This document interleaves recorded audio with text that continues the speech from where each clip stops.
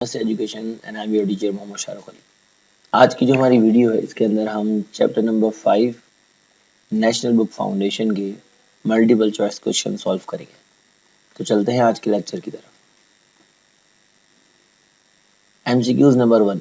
Two identical balls of mass 1 kg each having a distance of 1 meter between their center, then gravitational force between them is।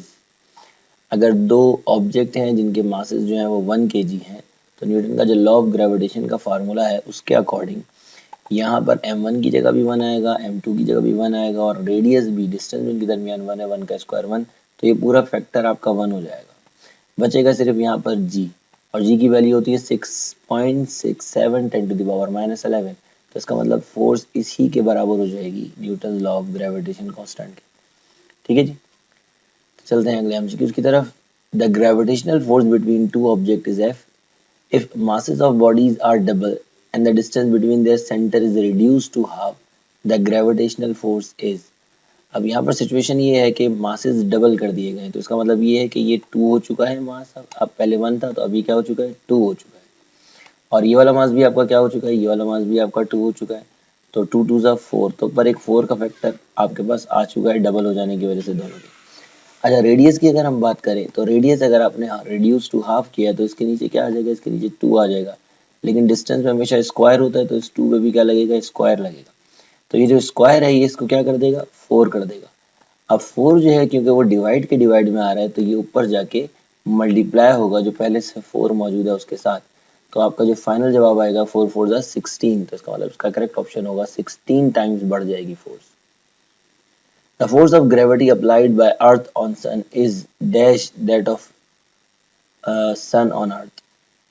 देखिए बात दरअसल ये है कि इस फार्मूले में m1 को अगर मैं उस तरफ शिफ्ट कर दूं, ठीक है जी, और m2 को इस तरफ शिफ्ट कर दूं, इससे फोर्स में तो कोई फर्क नहीं पड़ने वाला, ठीक है ना। तो इसका मतलब दोनों फोर्सेस जो होती हैं वो इक्वल इन मैग्नीट्यूड होती हैं, बस सिर्फ अपोजिट इन डायरेक्शन होती हैं, ठीक है जी। तो same as that of sun on earth. कहता है the weight of a body on earth is 100 newton. एक बॉडी है जिसका वेट जो है अर्थ पे कितना है, 100 न्यूटन है। अच्छा, अगर मैं आपसे कहूँ इसका मास कितना होगा अर्थ के ऊपर, तो इसका मास कैलकुलेट करने के लिए हम क्या लगाएंगे, W इक्वल्स टू mg। तो m किसके बराबर हो जाएगा, हमें मालूम है कि फिर इसके अकॉर्डिंग m बराबर हो जाएगा W अपॉन g के। तो इस सिचुएशन में अगर m बराबर है W डिवाइडेड बाय g के, तो W आपके पास कितना है 100, और g को हम कंसीडर क्या करते हैं, g को हम 10 कंसीडर करते हैं 9.8 को राउंड ऑफ करके, तो यहाँ पे आपके पास आ जाएगा 100 और नीचे आ जाएगा आपके पास 10। तो ओवरऑल जो इसका आंसर आएगा मास का वो आएगा 10 kg। तो इसका मतलब ये है जो ऑब्जेक्ट इसने मुझे दिया है जिसका जो वेट है वो 100 न्यूटन है, उसका मास कितना है, उसका मास जो है वो 10 किलोग्राम है। अब अगर मुझे ये पता करना है कि मून के ऊपर इसका वेट कितना होगा, तो मुझे इसे मून की ग्रेविटी से मल्टीप्लाई करना होगा।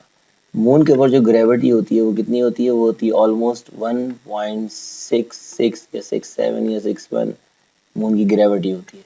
तो इसका मतलब ये है कि अगर मैं 10 को मल्टीप्लाई करूं, किससे, 10 इसका मास है क्योंकि W equals to mg formula weight निकालने का, तो मून पे निकालना है तो मून की ग्रेविटी से मल्टीप्लाई करेंगे। तो अगर मैं इसको मल्टीप्लाई करूं 10 को 1.66 से, तो जवाब आएगा almost 1.667 newton. The weight of an object is smallest at. जो ऑब्जेक्ट का वेट है वो किस पॉइंट के ऊपर स्मॉलेस्ट होता है, तो पहली बात तो ये है पोल और इक्वेटर में आपका जो मास ग्रेटेस्ट होता है वो पोल पे होता है, क्योंकि पोल का डिस्टेंस जो है वो क्या होता है आपके पास कंपैरेटिवली ज़्यादा होता है, इतना ज़्यादा भी नहीं होता लेकिन फिर भी जो पोल का डिस्टेंस है वो कम होता है और इक्वेटर का डिस्टेंस ज़्यादा होता है। तो इक्वेटर पे आपके पास ग्रेविटी जो होती है वो कम हो जाती है डिस्टेंस बढ़ने की वजह से, और पोल के ऊपर ज़्यादा होती है। देखिए 1 2 5 7 5 6 है और यहाँ 7 1 4 है, तो पोल के ऊपर ग्रेविटी ज़्यादा होती है, इक्वेटर पे कम होती है। लेकिन मरी पे अगर चले जाएं तो हाइट बढ़ जाएगी तो भी ग्रेविटी आपकी कम हो जाएगी, ठीक है जी। लेकिन अगर मैं मून पे चले जाऊं तो मून की ग्रेविटी सबसे कम है। तो इन सब के अंदर जो सबसे बेस्ट ऑप्शन है वो आपका सी है कि मून के उसकी ग्रेविटी सबसे कम होती है, तो वहाँ पर ऑब्जेक्ट का वेट भी सबसे कम होगा क्योंकि वेट जो है वो ग्रेविटी की वजह से होता है, W equals to mg। The value of gravitational field strength near the surface of the earth। Gravitational field strength की जो वैल्यू है, क्योंकि g की वैल्यू 9.8 होती है तो ऑलमोस्ट 9.8 न्यूटन पर किलोग्राम ही इसकी वैल्यू होगी। The GPS satellite system has dash satellite. अब ये जो एमसीक्यूज है मैं आपके लिए छोड़ता हूँ, आपने सर्च करके बताना है कि जीपीएस सैटेलाइट सिस्टम के कितने सैटेलाइट है जो रिवॉल्व कर रहे हैं around the earth. Two satellites are revolving around the earth in the same orbit. Which one of the following have greater speed? अगर आपका सैटेलाइट जो है वो रिवॉल्व कर रहा है अराउंड द अर्थ, तो आप नोटिस करें इस बात को कि उसकी जो स्पीड है वो डिस्टेंस के ऊपर डिपेंड करती है, सैटेलाइट के मास के ऊपर डिपेंड नहीं करती, अर्थ के मास के ऊपर डिपेंड करती है। ये अर्थ का मास है, तो अर्थ का मास तो चेंज होना नहीं है, और सैटेलाइट जो है वो सेम ऑर्बिट पर रिवॉल्व कर रहा है, तो इसका मतलब ये है कि दोनों के ऊपर जो आपके पास रिवॉल्विंग अराउंड द अर्थ जो अगर हम यूँ सपोज कर लें कि सेम ऑर्बिट के अंदर दोनों हैं, तो दोनों के ऊपर जो ऑर्बिटल स्पीड होगी वो क्या होगी, सेम होगी। तो ऑर्बिटल स्पीड का फार्मूला है वो independent of the mass of the satellite. What will be the effect of orbital velocity of a satellite if mass of earth is double. Earth के मास के ऊपर क्योंकि डिपेंड करती है, ठीक है जी, तो क्या हो जाएगा, one under two times increase हो जाएगी, क्योंकि अर्थ के मास के रूट के अंदर डिपेंड करती है। जो फार्मूला था पीछे आपके पास उसके अंदर रूट आ रहा था, अगर आप नोटिस करें तो ये जो मास है अर्थ का इसके ऊपर रूट लगा हुआ है, तो अगर आप डबल करेंगे तो यहाँ पर 2 आ जाएगा, लेकिन 2 क्योंकि रूट के अंदर आएगा तो इसलिए under root 2 times. At height equals to 2 times the radius of earth the value of g will be. अच्छा, अगर हम हाइट के ऊपर ग्रेविटी निकालें और हाइट जो है वो ट्वाइस द अर्थ रेडियस हो जाए तो जी की वैल्यू क्या होगी।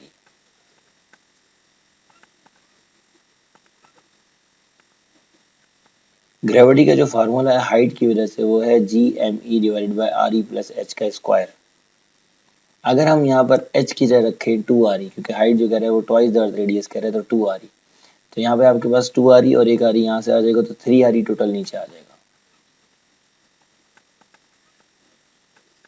क्योंकि नीचे 3 आ जाएगा तो 3 को जब हम स्क्वायर लेंगे तो ये हो जाएगा 9। तो बाकी सारे फैक्टर्स तो वही हैं जो अर्थ की ग्रेविटी के हैं, सिर्फ यहाँ पर 1/9 का जो है वो चेंज आया है, बाकी अर्थ की ग्रेविटी के वेक्टर सारे मौजूद है, तो अर्थ की ग्रेविटी आ जाएगी। तो इसका मतलब g/9 या 1/9 जी इसका करेक्ट ऑप्शन होगा। चलते हैं अगले एमसीक्यूज की तरफ। The value of g decreases with, value of g decrease करती है अगर हम मास को इंक्रीज कर दें, मास से तो डायरेक्टली प्रोपोर्शनल बढ़ती है। Falling toward the earth surface, अगर अर्थ के सरफेस के करीब आएंगे तो ग्रेविटी और बढ़ेगी। Decrease in the mass of a body, हाँ अगर मास को आप डिक्रीज करें बॉडी के तो ग्रेविटी डिक्रीज हो सकती है, लेकिन अर्थ की ग्रेविटी इतनी ज़्यादा है कि मास से को खास फर्क नहीं पड़ता। सबसे बेस्ट ऑप्शन इसके अंदर होगा moving away from the earth surface. अगर हम अर्थ के सरफेस से दूर जाएं तो एक पॉइंट ऐसा भी है जहाँ पे ग्रेविटी बिल्कुल जीरो हो जाती है, तो करेक्ट ऑप्शन होगा moving away from the surface of the earth. Thank you very much for watching MSc education. Please like share and subscribe, और नेक्स्ट वीडियो इंशाल्लाह कॉन्सेप्चुअल क्वेश्चन की होगी, चैप्टर नंबर 7, और मजीद जो एमसीक्यूज रहेगा उन्हें भी मैं सॉल्व कराऊंगा, क्योंकि इस साल जो पेपर कॉन्सेप्चुअल बेस आने वाला है वो ज़्यादातर इन्हीं बुक से फॉलो किया जाएगा। तो अल्लाह हाफिज़, टेक केयर।